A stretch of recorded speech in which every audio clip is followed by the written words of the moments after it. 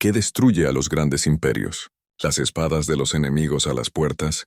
¿O el veneno que acecha en la alcoba imperial? En la cima del poderío romano, una joven novia cruzó los umbrales de mármol del Palacio Palatino.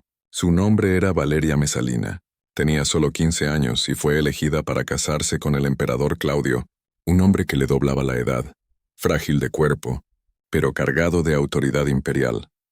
Para el pueblo romano, este matrimonio sonaba como una promesa, una emperatriz fértil de sangre noble, una joven destinada a encarnar la virtud, dar herederos y afianzar una dinastía todavía atormentada por la locura de Calígula. Pero bajo las guirnaldas de aquel día de bodas, otra historia ya había comenzado a gestarse, una que grabaría su nombre en la memoria como la emperatriz más depravada de Roma. A primera vista, Mesalina parecía en todo la consorte ideal. Los cronistas antiguos describen una belleza que Roma adoraba.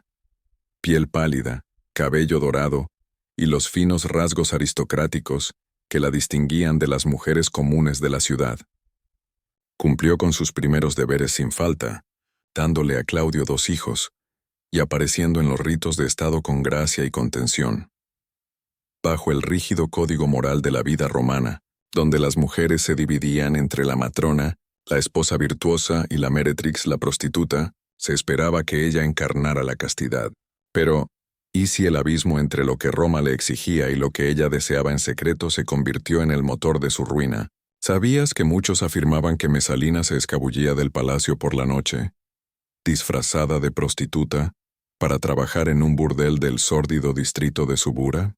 Tácito relata que se midió contra las cortesanas más humildes de Roma, decidida a demostrar que podía atender a más clientes que ninguna de ellas. Imaginen el shock de un senador que, tropezando en un antro así, reconociera de pronto a la emperatriz bajo el maquillaje barato y el perfume penetrante. No era la desesperación lo que la impulsaba, era la emoción, la rebelión y un impulso compulsivo de usar su sexualidad como arma contra la sociedad que idolatraba su pureza. Las escapadas al burdel fueron solo el punto de partida. Dentro del palacio, convirtió la corte de Claudio en un teatro de la obscenidad. Imaginen los banquetes, lechos cubiertos de seda, platos de oro rebosantes de lirones asados e higos pesados de miel, vino derramándose de copas enjolladas.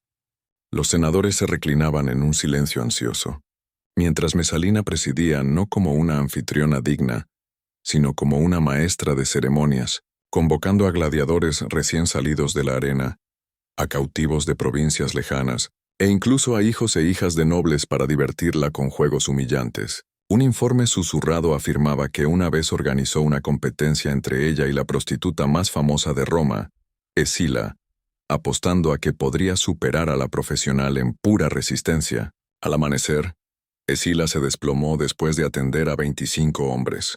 Mesalina continuó superando los 30. Su victoria fue recibida no con aplausos, sino con un silencio horrorizado. ¿Por qué lo hizo? ¿Era un deseo sin límites o algo más frío? ¿Una forma calculada de controlar a la élite del imperio a través de la vergüenza? Sus objetivos se extendían por todos los rangos. Generales coaccionados hasta la sumisión, mujeres aristocráticas chantajeadas para realizar actos degradantes, los hijos de los senadores arrastrados a sus espectáculos. Negarse era casi imposible.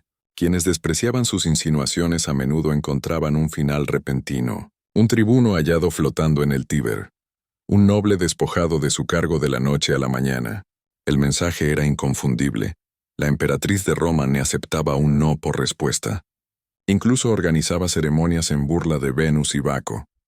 Primero se vestía con túnicas sacerdotales. Luego se las arrancaba, ordenando a los participantes que representaran ritos obscenos en nombre de los dioses. Para Roma, la religión era el pegamento del imperio, uniendo a los ciudadanos entre sí y a las ciudades. Al corromperla, ella daba a entender que la única deidad verdadera en el palacio era ella misma. Una diosa, no del amor sino de la dominación.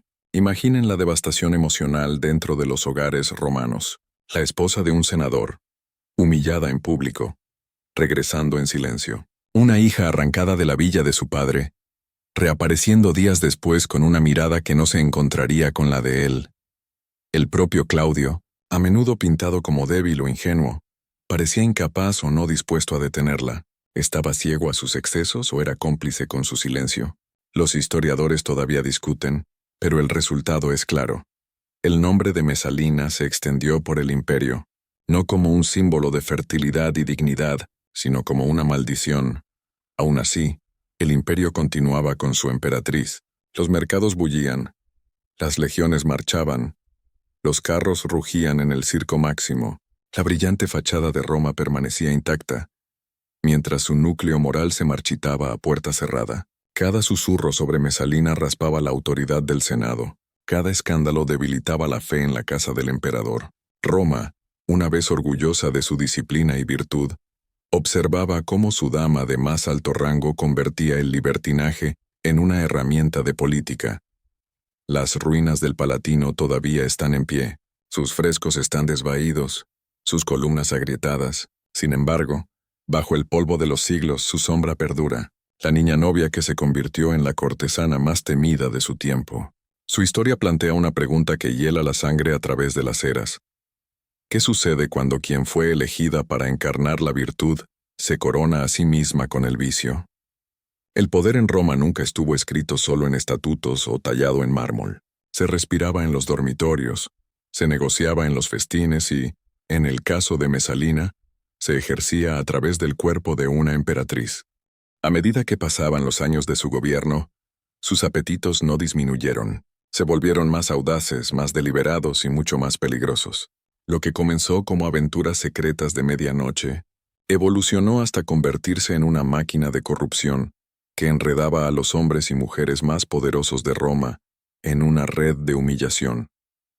Tácito, Suetonio y Juvenal, cada uno con su propio veneno, relataron el descenso. Informan que Mesalina estableció lo que solo podría llamarse un burdel imperial, oculto a plena vista en una lujosa villa. Esta no era una casa para el placer común, era una operación diseñada con una inteligencia despiadada. Mujeres aristocráticas, coaccionadas bajo amenaza de ruina, eran obligadas a servir a su lado. Senadores, generales y mercaderes llegaban con falsos pretextos solo para encontrarse comprometidos de maneras que garantizaban su silencio. Cada confesión susurrada, cada secreto tembloroso nacido en el calor de la vergüenza, era registrado por sus leales sirvientes. Relatos posteriores afirman que usó ese conocimiento para chantajear a familias enteras, asegurándose riqueza, gobernaciones y obediencia sin levantar una sola legión. Las pequeñas escenas de su reinado son escalofriantes. Imaginen a una joven noble arrastrada desde el atrio de su padre y obligada a actuar como cortesana bajo la atenta mirada de Mesalina. Imaginen a senadores despojados de sus togas, forzados a participar en exhibiciones degradantes ante rivales que luego explotarían su desgracia. Un soldado que escapó de la villa dijo que la experiencia fue peor que la batalla, admitiendo: la sangre se seca, la vergüenza nunca. Esta era la cruel brillantez de Mesalina. Aprendió que la humillación sexual podía quebrar a los hombres más completamente que la espada. El punto de inflexión llegó con un acto tan audaz que todavía asombra a los historiadores. Mientras Claudio estaba fuera, en Ostia Mesalina organizó una boda, no una cita secreta o un juramento privado, sino una boda romana en toda regla con su amante, el senador Gayo Silio. Asistieron sacerdotes, los testigos firmaron, los contratos fueron sellados. Cada ritual que Roma requería se cumplió para legitimar la unión. Por ley, ahora estaba casada con Silio mientras aún ostentaba el título de emperatriz y esposa de Claudio. Esto no era un mero escándalo, era una rebelión abierta. Salió de la sombra a la luz del día. Su lujuria se transformó en traición. ¿Qué pudo haberla llevado a tal locura? Creía que Claudio se sometería, que el Senado cedería, que Roma aceptaría 2 maridos para su emperatriz. ¿O fue la compulsión, la necesidad de escalar hasta que la destrucción fuera segura? Cualquiera que fuera el motivo, el acto resultó fatal. Libertos leales corrieron a informar a Claudio. Al principio se rió, seguro que era un rumor descabellado. A medida que se acumulaban las pruebas, la risa se convirtió en ira. El emperador, burlado y cornudo, finalmente actuó. Claudio regresó a Roma con soldados a su espalda. Mesalina fue encontrada en los jardines del palacio que había gobernado como una diosa del vicio. Los escritores antiguos describen sus últimos momentos con fría claridad. Suplicó y rogó. Ofreció a sus hijos como rehenes. Cuando la piedad no llegó, intentó quitarse la vida, pero vaciló. Un soldado le hundió la espada.